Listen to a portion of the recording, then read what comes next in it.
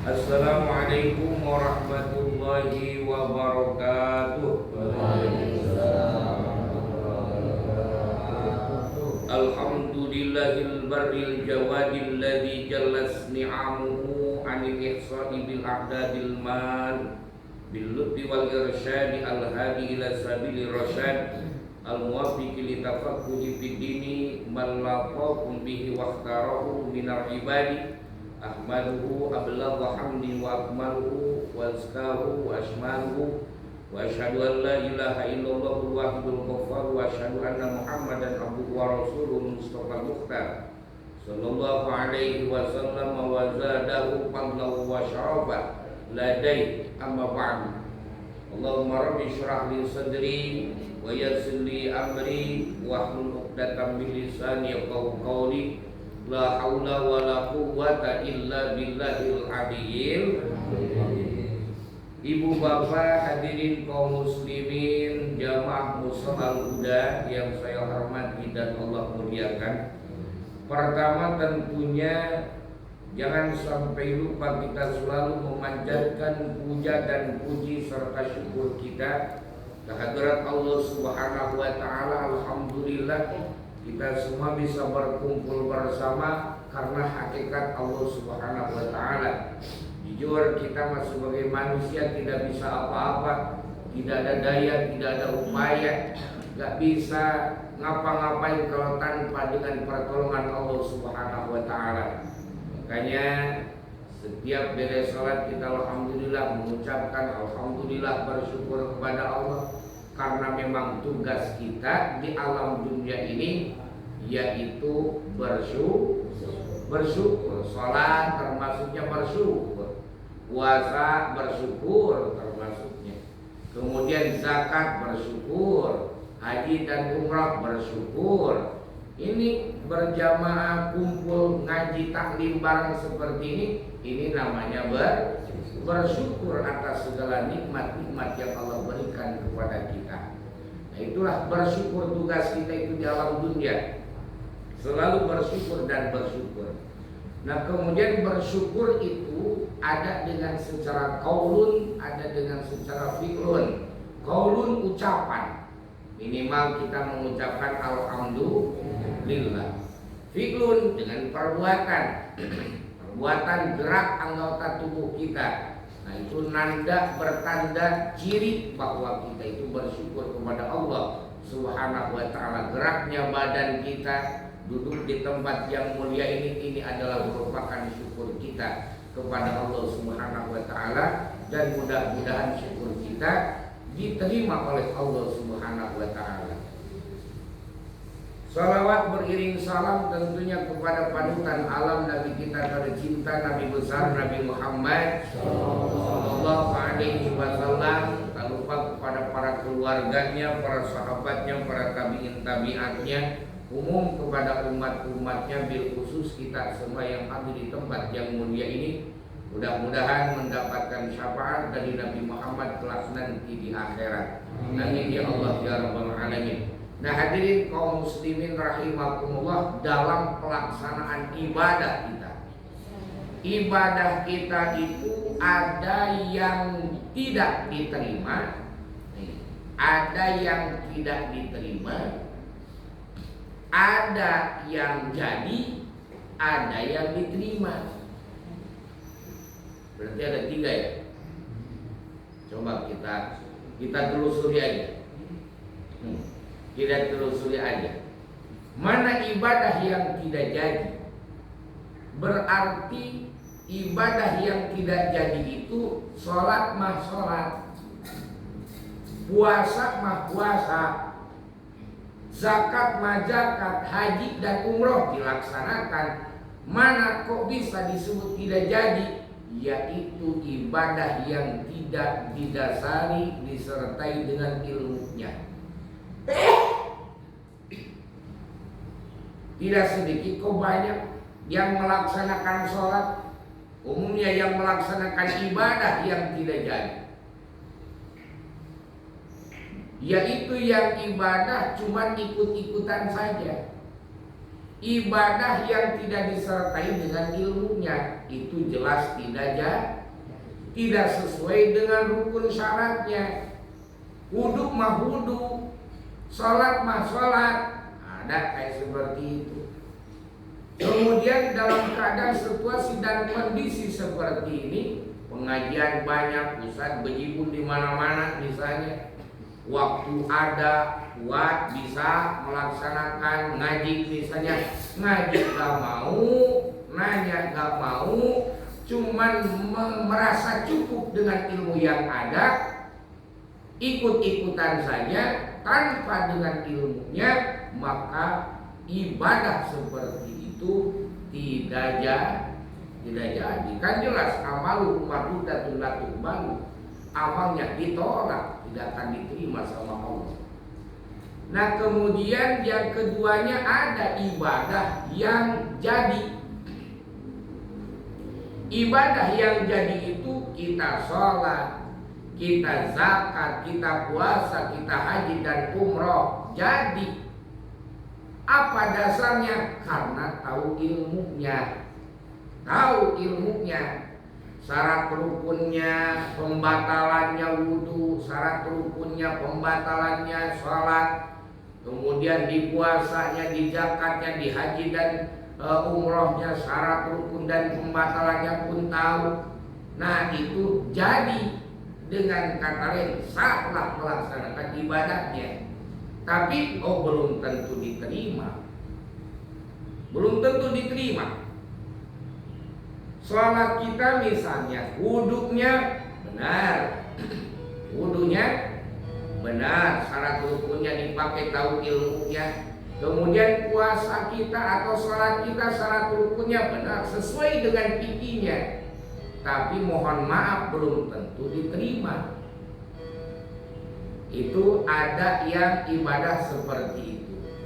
Nah kemudian ibadah mana yang bakal diterima? Yang bakal diterima itu apakah ada cirinya? Ada. Cirinya apa?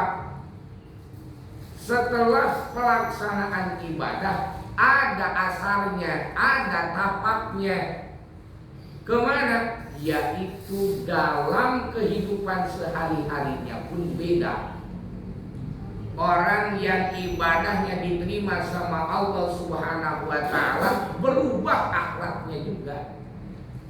Kadang-kadang kan kita mah STMJ, sholat terus maksiat mah jalan aja.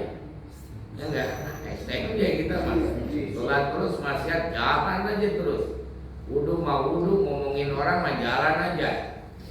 Sholat mah sholat misalnya, tapi nyakitin orang masih aja. Nah ibadah yang diterima sama Allah Subhanahu wa ta'ala itu kesehari-hariannya pun beda. Nah maka kan ada bahasa sholat yang bagus, sholat yang maslahat, sholat yang diterima itu dalam kehidupannya pun bisa mengaplikasikannya. Beda.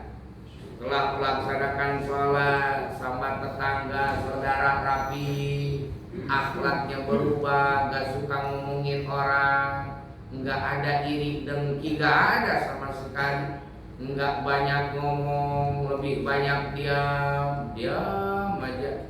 Kalau memang gak perlu mah diam aja.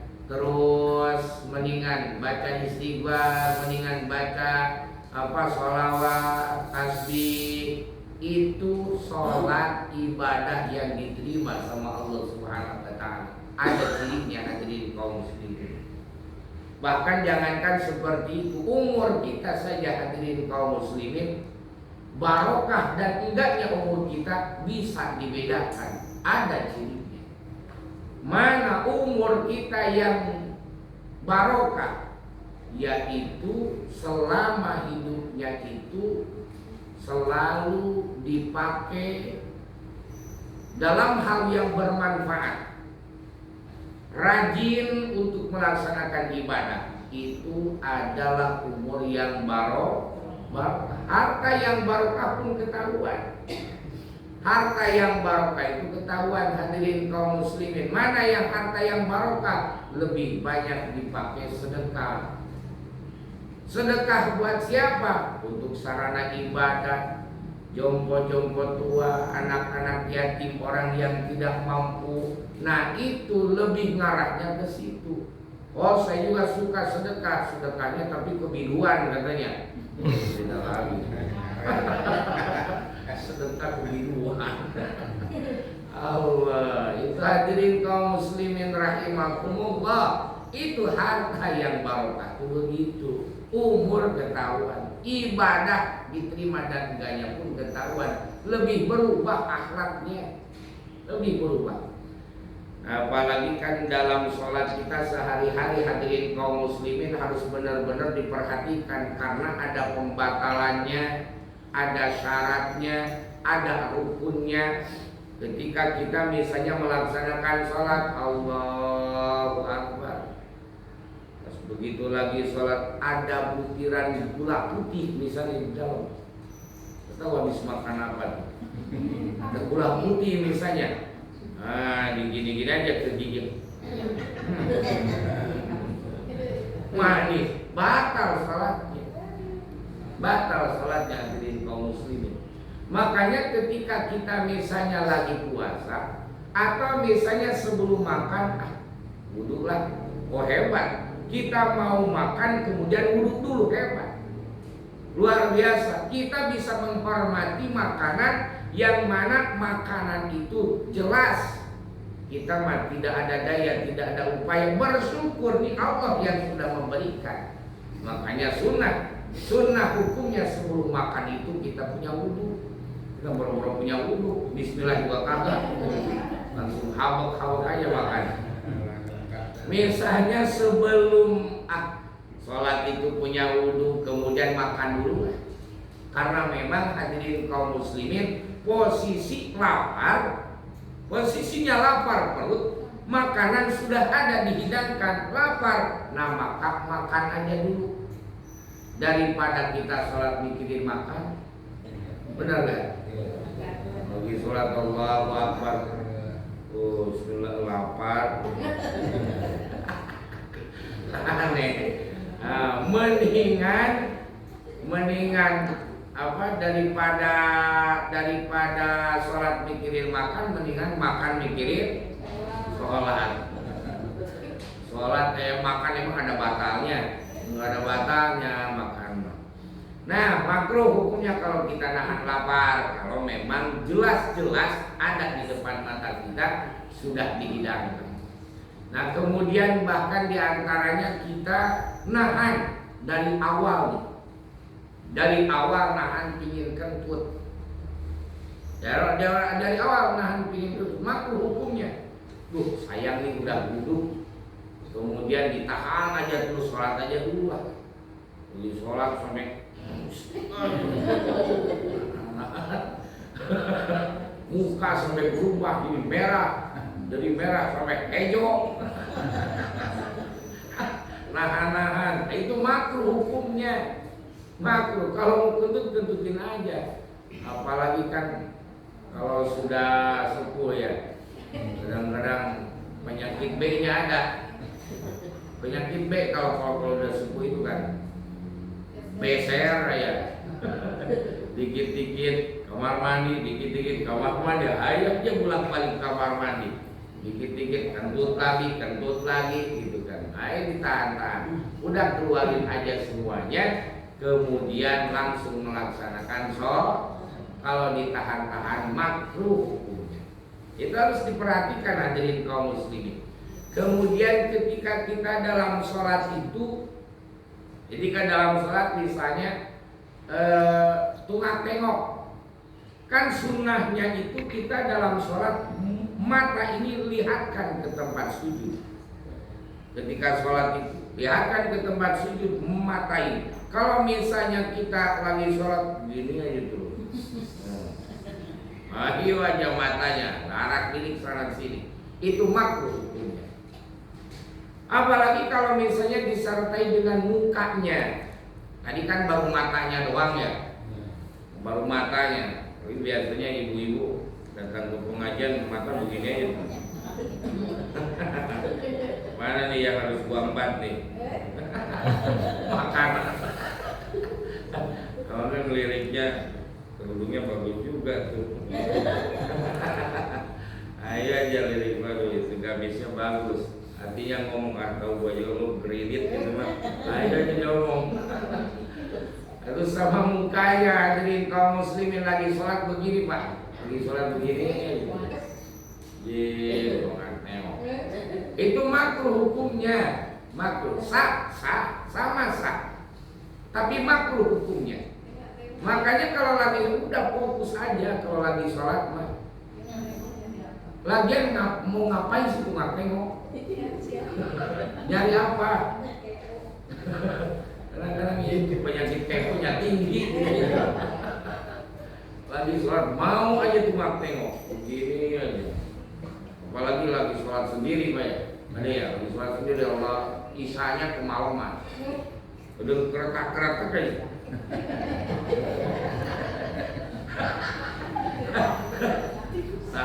Tahajud gitu. Bismillahirrahmanirrahim. Ayo aja tuh tengok. Akhirnya yang terjadi apa? Yang terjadi sholat jadi pojok aja terus. Takut di belakang ada susut ngesot kadang-kadang. Ada kuntilanak. Itu sih yang dilihatnya, guring mulu yang dilihatnya. Akhirnya kebayang terus. Nah, jadi kaum muslimin rahimakumullah, muka melihat ke atas. Misalnya kita lagi sholat apa gitu, lagi sholat gerhana atau lagi sholat berjamaah bareng di lapangan. Ada pesawat lewat lagi sholat begini. Makruh hukumnya, makruh. Gak boleh tengok. Kita itu harus punya hati pikiran ketika kita sholat itu. Kadang-kadang ya itu tadi, kadang-kadang yang begitu godaannya itu gede dalam sholat itu. Kita itu kan digodanya itu mau sholat, sedang sholat, setelah sholat digoda terus sama setan itu. Mau sholat aja digoda hadirin kaum muslimin, mau sholat aja digoda. Kita mau berangkat ke masjid, ngeliat kopi ngopi dulu kadang-kadang. Lagi sholat juga digoda lagi sholatnya. Kadang-kadang kita lagi sholat sunnah aja, ada orang datang mau aja ngeliat. Padahal nanti aja tuh dilihatnya, nanti aja udah. Ngapain sih harus dilihat kalau lagi sholat mah? Allah, apalagi kalau misalnya lagi sholat, besek udah keluar, udah ribet gitu mah. Kadang-kadang kita misalnya terus makanan di depan itu udah makruh kita ngeliat di situ aja dulu. Ini ada bapak-bapak pulang tahlilan, pulang yasinan dikasih besek. Waktunya pada maghrib tahlilannya beres, bawa besek kan. Berjamaah sholat isya itu besek bingung mau ditaruh di mana. Taruh di belakang sholat Allahu Akbar. Ingat sama besek. Takut sama kucing.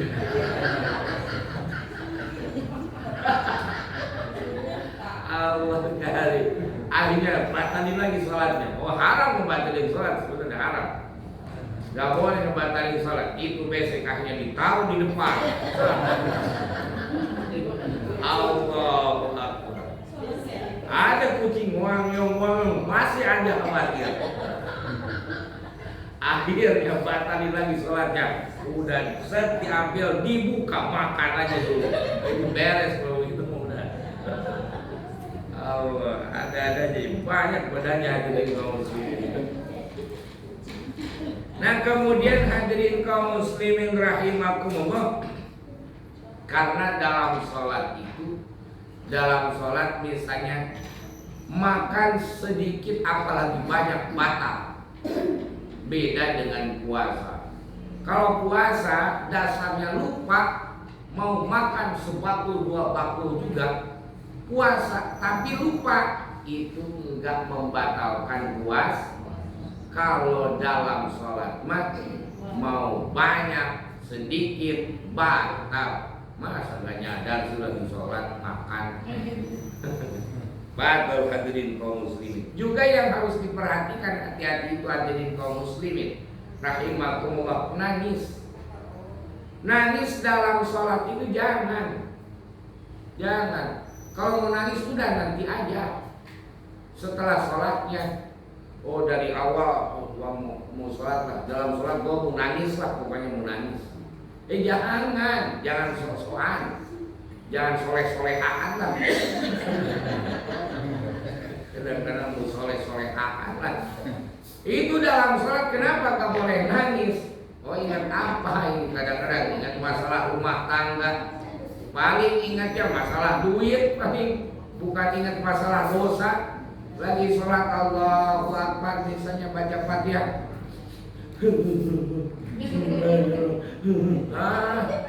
Udah gak boleh. Kenapa? Keluar air mata, masuk ke bibir, terasa asin. Kemakan, ketelan, batal sholatnya. Terus mendingan setelah sholat aja. Setelah sholat mau auk-aukan, jungkiran, banget silakan. Mau jungkir balik beres sholat, ingat dosa, silakan hadirin kaum muslimin. Kalau lagi sholat jangan, usahakan harus rapi hadirin kaum muslimin. Makan asin, ini kurang nih garamnya nih. Di sholat misalnya rasa air mata asin. Nah kemudian hadirin kaum muslimin rahimakumullah, yang bisa membatalkan sholat itu juga menyamakan bansan. Kita kan suka menyamakan bansan terlalu cepat. Menyamakan barisan terlalu cepat. Umumnya di laki-laki, misalnya imam, terus ada datang makmum kan di samping kanan, dekat sama imam. Datang lagi misalnya ada makmum Noel, ditoel set gitu kan. Kalau tengah malam lari, disangka juri kan yang Noel. Nah ditoel misalnya suruhnya main barisan. Nah kadang-kadang kan cara mundurnya itu hadirin kaum muslimin harus bisa. Cara mundurnya itu jangan cepet-cepet. Cara mundurnya nih, misalnya kita jadi makmum pertama, ini imam, depan kita imam, ada datang makmum kita akan kita itu suruh mundur nyamain barisan kan. Nah maka mundurnya itu jangan begitu. Ada aturannya, mundurnya itu pelan-pelan. Tahan dulu, kira-kira satu subhanallah. Gak usah diucapin, gak usah. Misalnya dalam hati atau misalnya dikira-kira aja, diqadri subhanallah. Lalu mundur lagi sana. Jadi jangan cepet-cepet. Kalau cepet-cepet batal sholatnya. Karena itu bisa merubah lebih dari 3. Karena gerakan dalam sholat itu kaki dihitungnya begitu ngangkat, dihitungnya sudah 1 gerakan. Ke bawah jadi 2. Berarti kalau begini 4. Kalau tangan ke depan balik lagi ke asal itu dihitungnya 1 gerakan kalau dalam sholat. Kalau tangan, kaki beda lagi. Nah kemudian atau misalnya kaki normal biasa, sholatnya begini nih. Latihan kakinya begini aja. Soalnya sambil garuk-garuk begini nih. Enak enggak toh? Itu makruh hukumnya. Kalau misalnya garuk-garuk begini, gerak ininya, oh bisa batal. Kalau mau garuk nih, ini ujung ini mau gerakan berapa kali pun tidak batal. Tempelkan garuk-garuk nih begini, mau beberapa kali pun tidak batal. Misalnya kalau begini, bunuh gitu namanya. Batal hadirin kaum muslimin rahimakumullah. Itu diantaranya harus diperhatikan. Nah kemudian kalau misalnya dalam sholat itu ada rukun yang lupa, nah maka tambahlah dengan sujud sahwi. Atau misalnya yang sunnah abad itu yang mana? Kayak seperti tahiyat awal. Di sholat yang 4 rakaat, sholat yang 3 rakaat itu kan ada yang namanya sujud sahwi. Misalnya ada imam. Begitu pas rakaat kedua pada tahiyat awal. Nah itu si imam lupa misalnya. Si imam lupa. Berdiri aja langsung, makmum pada duduk semuanya. Ini imam kenapa kali ini? Lupa kali. Nah, posisi si imam itu sudah pas, sudah berdiri, bahkan sudah baca Fatihah si imamnya. Nah, maka si makmum itu jangan ngasih tahu. Jangan ngasih tahu. Subhanallah, nggak usah. Kan kalau ngasih tahu imam, itu kalau laki-laki kan subhanallah. Kalau perempuan kan begini. Kalau perempuan. Nah maka jangan ngasih tahu, karena sudah posisi berdiri, sudah baca Fatihah. Terus gimana dong? Karena tahiyat awal itu termasuknya sunnah abad, tidak termasuk rukun, bahkan tidak tahiyat awal pun sah salatnya. Maka si makmum itu langsung saja berdiri, ikutin aja imam. Nah nantinya langsung ditambal dengan sujud sahwi. Nah kenapa si makmum tidak boleh ngasih tahu sama imam subhanallah? Subhanallah nih imam budak kali ini. Ay, berapa kali subhanallah enggak sadar-sadar misalnya. Nah, hadirin kaum muslimin rahimakumullah, kalau posisinya mau berdiri begini mah langsung balik lagi ke tahiyat awal duduk, itu sah-sah saja. Tapi kalau sudah berdiri ke atas, kemudian bahkan sudah baca Fatihah si imamnya, kenapa tidak boleh dikasih tahu? Takut imamnya gak paham atau ngebleng gak tahu ilmunya, sudah posisi di atas baca Fatihah balik lagi ke tahiyat awal, maka batal sholatnya. Batal sholatnya. Misalnya lupa tahiyat awal, sudah berdiri begini. Ini harusnya kan tahiyat awal, balik lagi ke bawah. Nah ini batal hadirin kaum muslimin. Kenapa? Karena meninggalkan wajib mau ke sunnah. Itu kan tahiyat awal itu sunnah. Nah, kayak kalau misalnya kita kejadian lagi sholat imamnya lupa, enggak tahiyat awal, sudah posisi berdiri, sudah baca Fatihah si imamnya, udah gak usah dikasih tahu. Makmumnya gimana? Udah ikutin aja berdiri. Terus kita kan berarti gak tahiyat awal, nanti aja tambal dengan sujud sahwi. Ternyata imamnya enggak, benar-benar ngebleng lupa. Assalamualaikum, maka makmum tidak jadi masalah. Imam assalamualaikum, kita sujud sahwi saja. Nah, atau misalnya kunut. Kita memang biasa pakai kunut, kemudian enggak kunut, ada lupa, kadang-kadang ya dalam sholat itu ada aja lupa, atau misalnya si imamnya lupa misalnya. Nah maka kalau si imamnya lupa, kita bermakmum, imamnya lupa enggak kunut, sudah langsung sujud nih. Misalnya makmum ngasih tahu subhanallah, misalnya berdiri lagi, misalnya itu batal.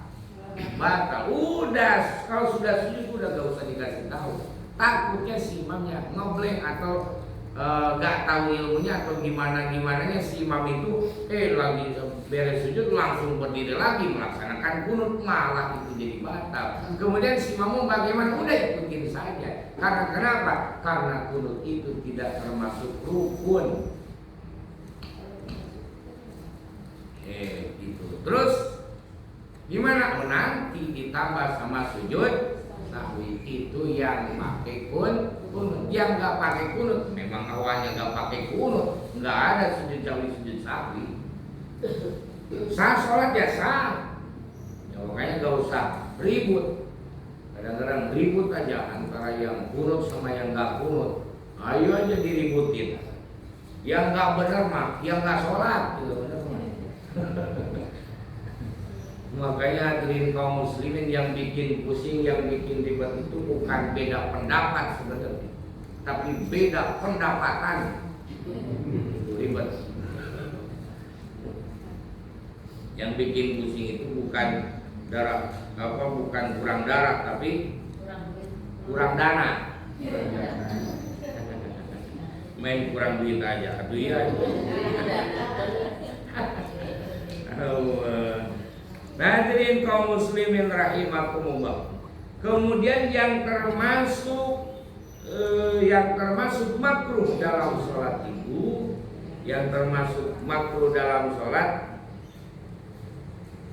yaitu sholat misalnya menghadap ke kamar mandi, WC. Ke kamar mandi artinya yang tidak ada penghalang ya, langsung misalnya sholat di lapangan, depannya ada spiteng misalnya, sholat ke situ, itu sama sekali makruh.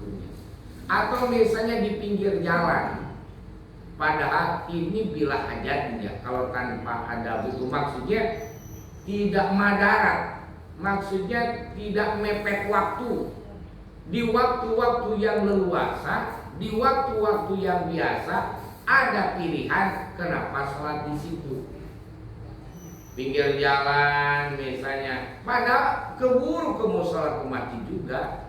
Ini di pinggir jalan, lagi bikin konten kali ya. Atau misalnya hadirin kaum muslimin rahimakumullah, sholat di tengah jalan, gak boleh apalagi itu. Di sholat Allah, beleduk aja udah ketabrak. Itu mah cara untuk mendekatkan diri kepada Allah, itu mah hebat, bisa langsung modal tengah jalan nanti. Hadirin kaum muslimin rahimakumullah, kemudian di sampah, tempat-tempat yang kotor. Makanya makruh apabila tempat sarana ibadah kotor itu bisa jadi makruh ibadah kita. Makanya harus senantiasa bersih, musola atau masjid itu selalu bersih. Kemudian yang termasuk makruh itu hadirin kaum muslimin, di kandang sapi sholat, kandang kambing sholat misalnya. Bila hajatin, kalau masih banyak pilihan hadirin kaum muslimin, hindari, jangan di situ, kecuali kalau mepet waktunya, jadi masalah. Kemudian kalau lagi ruku, jangan terlalu nunduk nih kepalanya. Kalau lagi ruku itu, jangan terlalu begini. Standar aturan para ulama disampaikan, ini kepalkan ke rukunya, kemudian mata lihatkan ke tempat sujud, punggungnya rata, punggung rata begini. Nah, kalau perempuan agak rapetan ininya, agak rapetan. Takbir juga perempuan agak rapat begini. Kalau laki-laki kan begini, usahakan ini itu nih ngebenaran ke daging kuping. Allahu Akbar. Kalau perempuan rapat aja, jangan terlalu lebar, bau teteknya. Enggak bu, rapat aja perempuan. Hadirin kaum muslimin rahimakumullah, itulah kembali lagi bahwasanya banyak aturan-pelaturan dalam sholat itu. Makanya kalau misalnya asal-asalan dalam sholat ngeri. Jangankan masalah diterima, yang sah aja belum tentu diterima, apalagi yang gak ngaji sama sekali. Boro-boro sah, menurut aturan fikih juga gak benar. Harapan diterima aja sholatnya. Makanya banyak hadirin kaum muslimin, ibadah di alam dunia yang kita lakukan ternyata jong nanti di hadapan Allah Subhanahu wa taala, yaitu ibadah yang tidak disertai dengan ilmunya. Naudzubillah summa naudzubillah imin. Capek-capek aja kita kerja tapi gak dapat gaji, sakit kan hati ya, sakit hadirin kaum muslimin. Nah makanya nih kita alhamdulillah mudah-mudahan saja dengan berkah barokahnya kita kumpul bareng, sharing bersama, taklim bersama, mudah-mudahan saja ibadah-ibadah yang kita lakukan, kalaupun misalnya ada salahnya, mudah-mudahan ada dalam ampunan Allah Subhanahu wa Ta'ala. Karena kenapa? Ini kita itu belajar kita itu terus-terusan belajar. Makanya kenapa baginda Nabi menyampaikan dalam sabdanya, dalam hadis yang disampaikan sama baginda Nabi, ngaji selama kita masih hidup, ngaji terus-terusan ngaji. Mau siapa saja, mau orang kaya, mau orang miskin, mau konglomerat, mau pejabat, mau orang yang melarat, udah ngaji. Karena kenapa? Itu tadi menghindari dari sifat sombong. Kalau kita ngaji terus, tidak akan ada merasa diri benar, tidak akan merasa diri paling baik. Baik itu memang harus, benar itu memang diperintahkan. Tapi kalau sudah merasa benar, merasa baik, larinya jadinya sombong, hadirin kaum muslimin. Nah kalau dengan ngaji mah, oh ya, ada orang keilmuannya di atas kita. Kalau kita terus-terusan ngaji, yang lupa jadi ingat, yang sudah ingat jadi lebih paham. Nah makanya ada ampunan bagi orang yang selalu ngaji, karena wajar kita itu masih belajar. Kemudian selain daripada itu, bukan soalim aliman kita itu ngaji itu, bukan karena merasa diri bodoh, merasa diri kita itu banyak dosa. Karena orang yang berangkat ngaji, hadirin kaum muslimin, langkah demi langkahnya itu adalah merupakan ampunan dari Allah Subhanahu wa Ta'ala. Dicatat kebaikan, langkah dua langkahnya terus. Karena kenapa? Perjalanan kita itu masih jauh. Di dunia memang sebentar, tapi nanti di akhirat lama, hadirin kaum muslimin. Bahkan diantaranya satu harinya di akhirat, satu harinya di akhirat, satu hari satu malamnya di akhirat itu sama dengan 1000 tahun dalam dunia. Makanya yang umurnya sekarang dalam dunia 70 tahun itu paling pandangan akhirat itu baru 1 jam doang. Lama, hadirin kaum muslimin, coba kalau melihat di situ, lama. Nah, kebahagiaan nanti di akhirat ditangguhkan gimana kita ini hidup di alam dunia. Nah, makanya hadirin kaum muslimin, kalau kita sadar akan ke situ, buat apa sih kita nyinyirin orang? Buat apa sih kita menghina, mencaci maki orang? Buat apa sih kita ngomongin orang? Udah pikirin diri sendiri aja supaya kita selamat kelak nanti di akhirat. Kan begitu orang berpikir. Nah makanya diantaranya hadirin kaum muslimin rahimakumullah, diantaranya kata baginda Nabi di depan para sahabat, nanti di akhirat bakal ada orang yang fakir. Bahasa fakir berarti tidak punya. Fakir, tidak punya pahala. Ditanya sama para sahabat, ya Rasulullah, apakah orang itu tidak sholat? Sholat orang itu, sholat yang 5 waktu. Sunnah-sunnahnya pun dilaksanakan. Tahajud duha mungkin dilaksanakan. Apakah orang itu tidak puasa? Puasa. Bulan puasa, di bulan Ramadan puasa, sunnah-sunnahnya pun melaksanakan. Apakah orang itu tidak zakat? Zakat, dikeluarkan zakatnya. Apakah orang itu tidak haji, tidak umrah? Haji dan umrah. Kok bisa? Ternyata di akhiratnya fakir, tidak mempunyai pahala. Ternyata apa? Kata baginda Nabi Muhammad SAW, orang itu suka memutuskan tali silaturahmi. Tali silaturahmi, makanya hati-hati dalam bertetangga itu, hadirin kaum muslimin. Orang hebat itu apa? Orang yang hebat itu adalah orang yang suka menyambungkan tali silaturahmi yang sudah putus. Satu itu orang hebat. Yang keduanya orang hebat itu adalah orang yang suka memberi kepada orang yang pelit. Orang itu pelit, mergehese, bahasa India itu, bahasa India. Mergehese, untuk kasiran, susah ngasih, hadirin kaum muslimin. Pelit. Kita mah ngasih aja, gak apa-apa. Nah makanya kan sunnah baginda Nabi itu ketika kita masak, kalau punya tetangga, Kita mau masak apa aja, udah airnya banyakin. Airnya banyakin. Pas begitu beres masak, anterin semangkok. Ini nyobain kuahnya doang. Isinya mana diubuk-ubuk, kagak ada.